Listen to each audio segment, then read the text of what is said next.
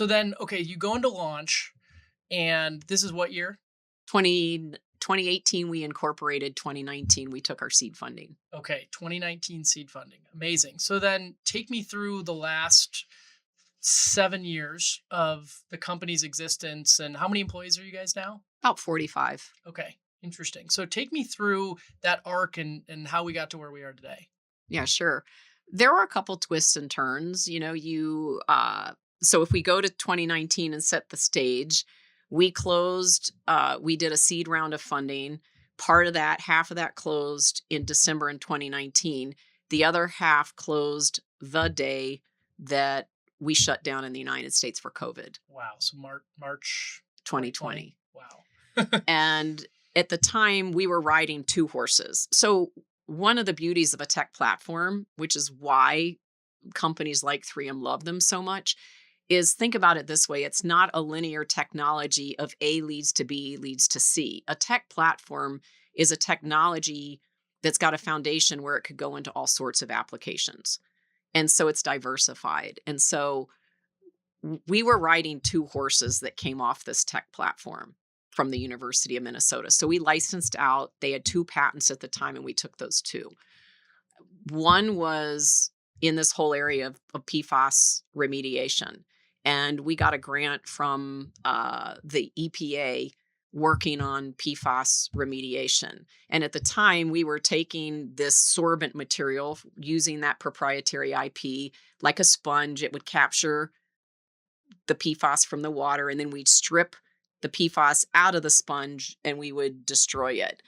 The other grant we were working under was a Department of Defense grant for textiles, where we were using the same technology platform where we could impart different properties to textiles in a roll to roll fashion.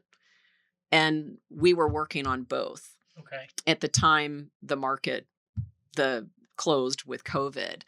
And so the horse at that time that we were fortunate on was this textile one, because one of the things that we could do was we could put very strong anti-microbial, antiviral properties into textiles. And so the CDC came to us and said, would you make masks?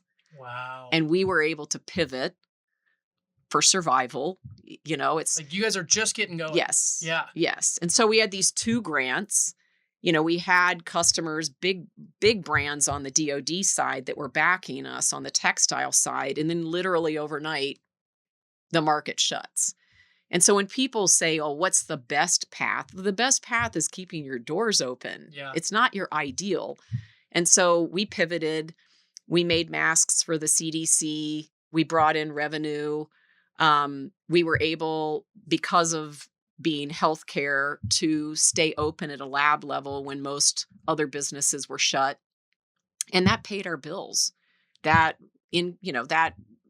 postponed the cash runway as long as we could. And so then as you start to come out of COVID, where folks can go back to work, we all hit the ground running, where we said we've got to continue pushing both of these horses along. And we had this realization when we went into our Series A funding: you got to pick one. Both are great, but you have to focus. You have to be able to really focus on one if you're going to do it well.